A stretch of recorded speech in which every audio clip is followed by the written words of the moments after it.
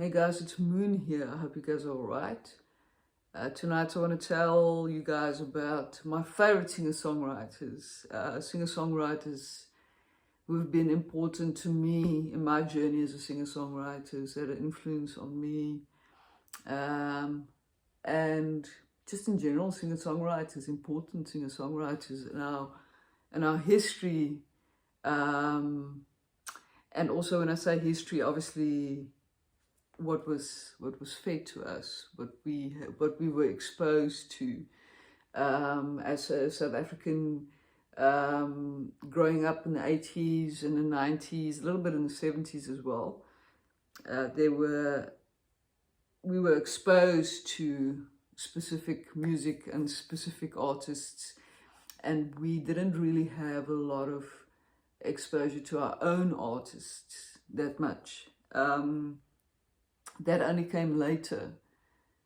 We did have South African, me being Afrikaans, we did have Afrikaans music, and we had a culture, definitely. But, you know, I grew up in the entail of apartheid as well, so there was a lot of Afrikaans stuff, Afrikaans music and Afrikaans programs, but we didn't really have exposure to singer-songwriters who would tell stories, important stories with depth necessarily. That only came later. We had a movement in South Africa called the Voelvry tour, which is what would you call it? Directly translated, it's bird free, but it's not obviously that. It's basically when someone is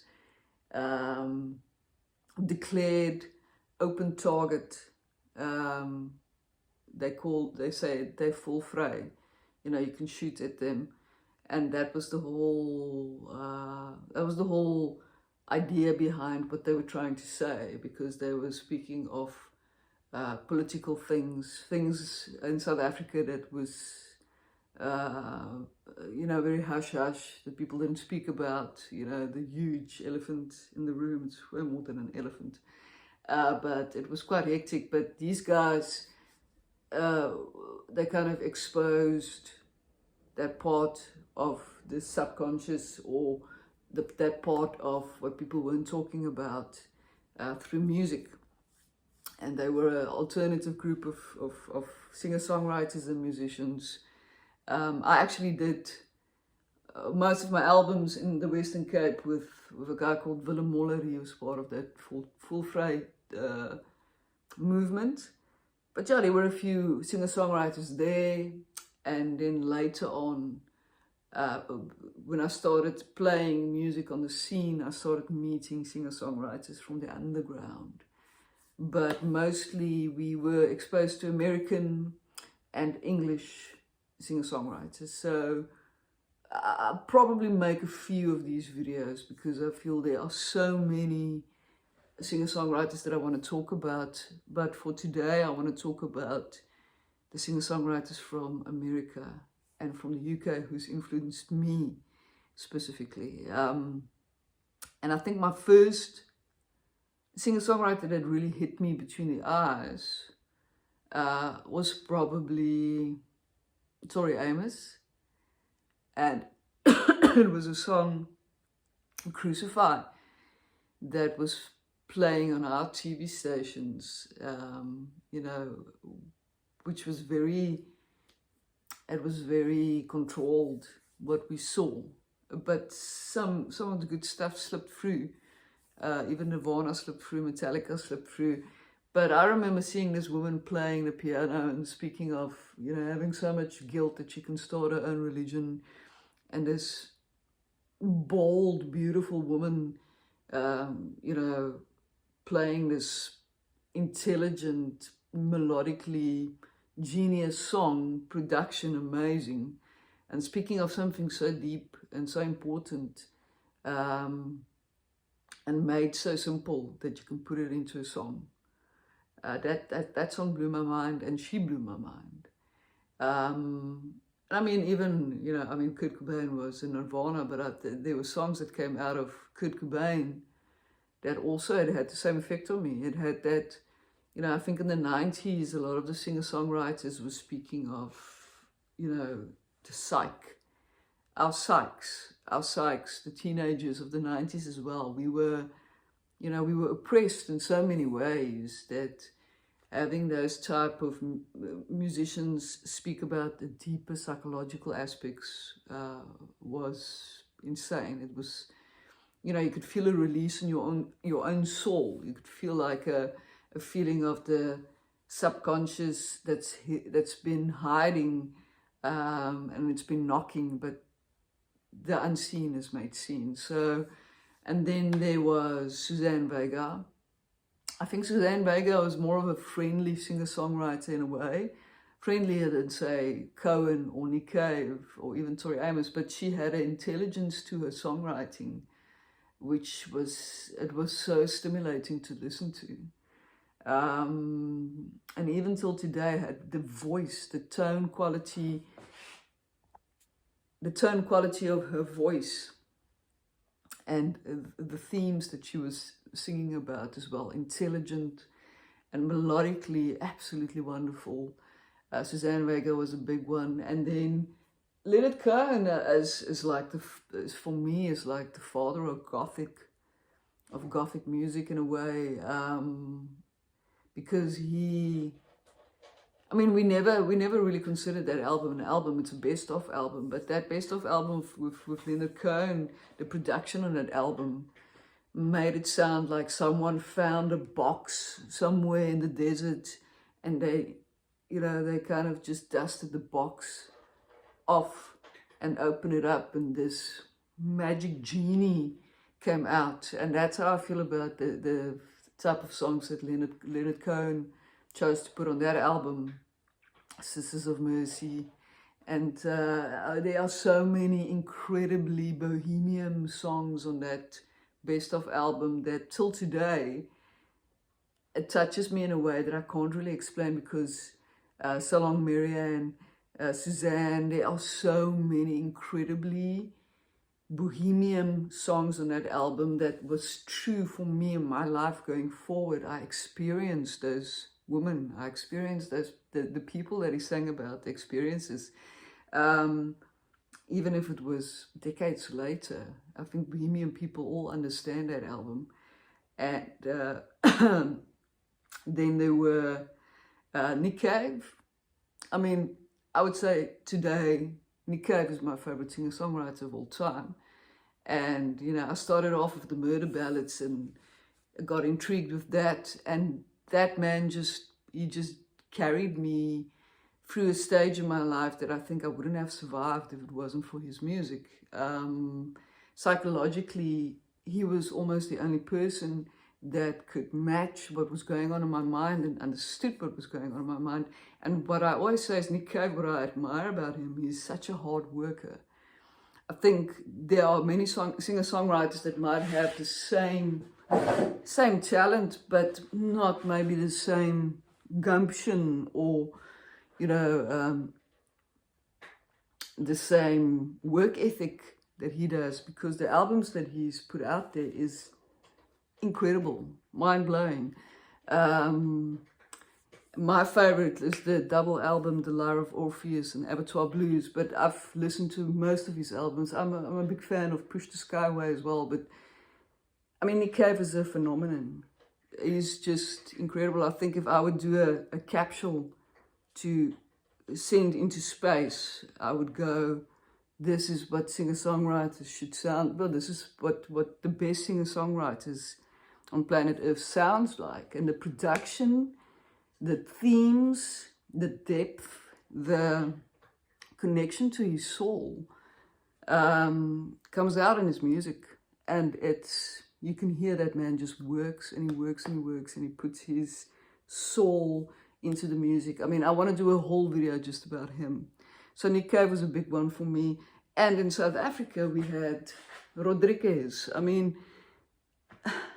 you know, Rodriguez's music isn't necessarily the deepest music or the most complex intellectual music, and there was only maybe one album that really mattered. But I don't know, there was a culture in South Africa where that album, Cold Fact, was played everywhere in all the alternative clubs. You know, me and my girlfriend were speaking about it the other day, about how the alternative clubs in South Africa had the same playlist all over the place. If you were up in the north or in the south, there were only a few songs that was played. But Rodriguez that album was like a, you know, it was an iconic album in South Africa. South Africans really loved that album. And there was a few songs on there that still, it haunts me. Obviously there's a few that's a bit more commercial and sing-along, but I think that's why Searching for Sugar Man was such a cool movie. I think it won an Oscar.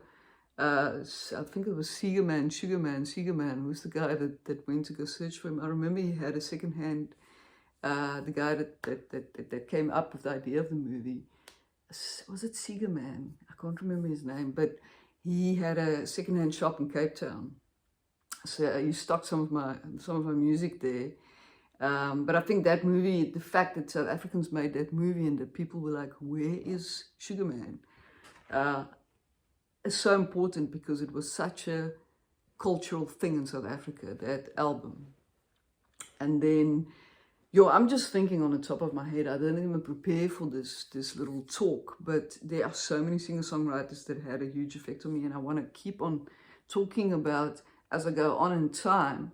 But the 80s and the 90s were my big time for music, but 90s seemed to be where my singer-songwriter connection really started. In the 80s, it was more bands and melody, and it was the 80s had a fantasy aspect to it, and a over dramatic, what do you say, like a drama, kind of a drama to it that you didn't find in the 90s. The 90s were bare, it was stripped down to soul and, you know, and psych, where the 80s was about fantasy and dramatic songs. You know, I mean, one of my favorite songwriters from the 80s is Jim Steinman, but he's not a singer-songwriter. He was a songwriter, but that's a whole different ball game. And I can't really think of singer-songwriters in the 80s. Maybe Cyndi Lauper, the Fleetwood Mac crowd were quite cool. Stevie Nicks and those guys were quite cool. Who else in the 80s? I'm sure afterwards I'm gonna think I forgot about this or that singer-songwriter. But obviously in the 70s, you know, Joni Mitchell and Bob Dylan, and those guys were huge. I wasn't really a Joan Baez fan. Bob Dylan, I still listen to Bob Dylan, even though it's not really my type of music in terms of the themes that he sings about. Although he probably covered more themes than any other singer-songwriter, but he had a political kind of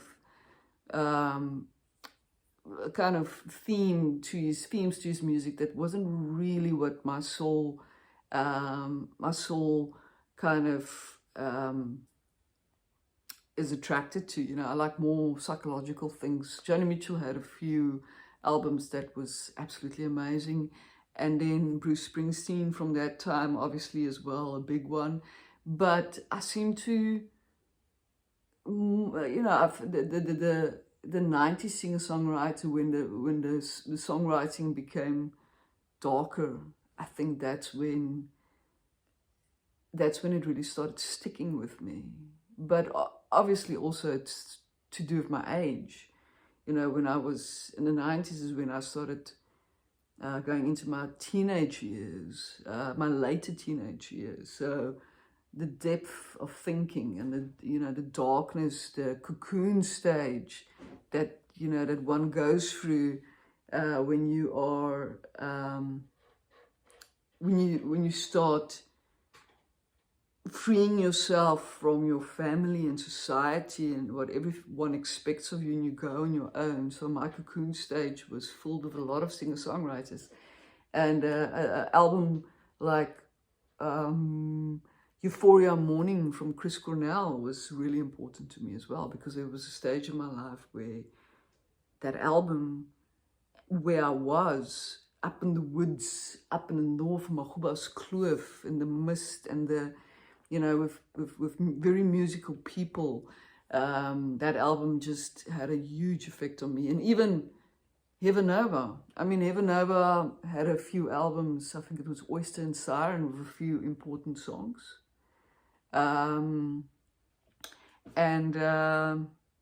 Jeff Buckley's Grace album, there was a lot of covers on there, but I still feel that some of those love songs are some of the most rawest love songs I've ever heard in my life.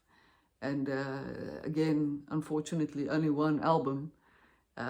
He passed away. I think there's maybe like Sketches for My Sweetheart or something like that, and there might be like something put together with here and there, you know, recordings. But the Grace album was quite big, especially in Cape Town where I lived. So yeah, it goes on and on and on. I would love to get to a point where I'm also going to talk about South African singer-songwriters, because I had a project that I ran for about, facilitated for about 6, 7, maybe 8 years, called We Are Songwriters Africa. And what I did was I got all the singer-songwriters that I knew of in South Africa to sing at my showcase, but I stripped down, completely stripped down. So only the singer-songwriter and their instrument. And it was in Pretoria, it was in Cape Town, it was in Somerset West, it was in Hermanus. So there's quite a few singer-songwriters that I would love to tell you guys about. We will get to that. But for now, you can see my light is fading and fading and fading. And we will talk about that later. I will continue this video on my favorite and the most important singer-songwriters. Okay, I'll catch you guys later.